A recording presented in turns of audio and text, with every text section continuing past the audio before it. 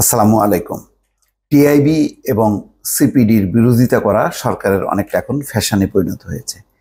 তারা যেহেতু সুশাসন, দুর্নীতি দমন এইসব বিষয় নিয়ে কথা বলে এবং কথাগুলো সরকারের বিরুদ্ধেই যায়, সুতরাং তারা যাই বলুক না কেন সরকারের একটা তাৎক্ষণিক জবাব, যেগুলি অবান্তর, এগুলি ভিত্তিহীন, এগুলি অযৌক্তিক, এই বক্তব্যগুলো তারা দিয়ে আসছে। যদিও আন্তর্জাতিকভাবে এবং দেশীয়ভাবে সিপিডি এবং টিআইবি খুবই মানসম্পন্ন এবং একটা গ্রহণযোগ্য প্রতিষ্ঠান এবং তাদের গবেষণা আছে। এই প্রতিষ্ঠানগুলোতে যারা যুক্ত আছেন তাদেররা নির্লোভ মানুষ, দুর্নীতির ঊর্ধ্বে মানুষগুলো, তো তাদের একটা সোশ্যাল ভ্যালু আছে, কিন্তু সেগুলোকে মানতে চান না ক্ষমতাসীনরা।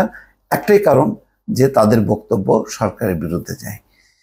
তো সর্বশেষ ওই কথাটি বলছেন যে সিপিডি টিআইবি কি বললো তাতে মাথা ব্যথা নেই। কেন মাথা ব্যথা থাকবে না?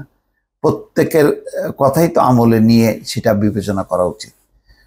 ওবায়দুল কাদের বলছেন, অপ্রদর্শিত অর্থ ব্যাংকে আনার ব্যবস্থা করছি, ব্যাংকে আসলে করের সুবিধা আরো বাড়বে। তিনি বলেন, এখন সিপিডি কি বললো, টিআইবি কি বললো, সুজন কি বললো, এসব নিয়ে আমাদের কোনো মাথা ব্যথা নেই। ওরা সবাই বিএনপির সুরে সুর মিলিয়ে কথা বলে, কথার সঙ্গে তাদের বাস্তব কর্মকাণ্ডেরও মিল নেই। এই যে আরেকটা হলো যে সুজন, সিপিডি, টিআইবি, এরা হলো সব হলো বিএনপির সাথে ঘনিষ্ঠ এবং বিএনপি যা বলে সেটা তারাও একই কথা বলে।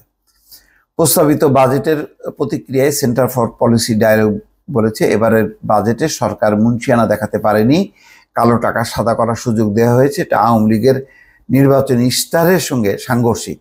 এই প্রতিক্রিয়ায় এসব কথা বলেন ওবায়দুল কাদের। শনিবার বঙ্গবন্ধু এভিনিউতে প্রস্তাবিত বাজেট সম্পর্কে এক সংবাদ সম্মেলন আয়োজন করা হয়, সেখানে তিনি এই কথা বলছেন। ওবায়দুল কাদের বলেন, 15% কর দিয়ে অপ্রদর্শিত আয় আমরা অর্থনীতির মূল ধারায় আনার ব্যবস্থা করছি।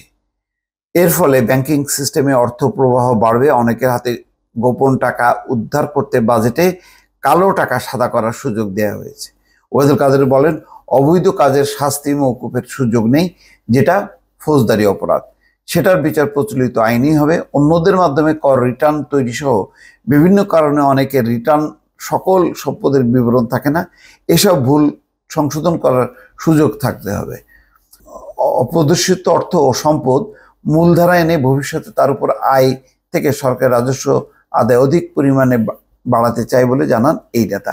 কিন্তু যাই হোক, কিন্তু সবকিছুতেই যে তাদেরকে একটা অন্ধভাবে একটা বিরোধিতা করা, যে টিআইবি মানেই বিএনপি, সিপিডি মানেই বিএনপি, এমনকি আর সুজনকে তো বলার অপেক্ষা রাখে না, এটা তোপের মুখে রাখে।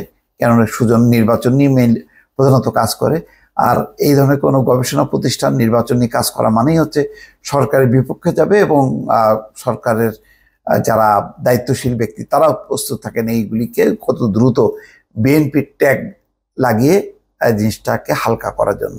কিন্তু আসলে মানুষ কি কার কথা কনভিন্স হয়? এই সমস্ত বিশিষ্টজনদের বক্তব্যে নাকি ক্ষমতাসীনদের বক্তব্যে? দর্শক ভালো থাকবেন, আল্লাহ হাফেজ।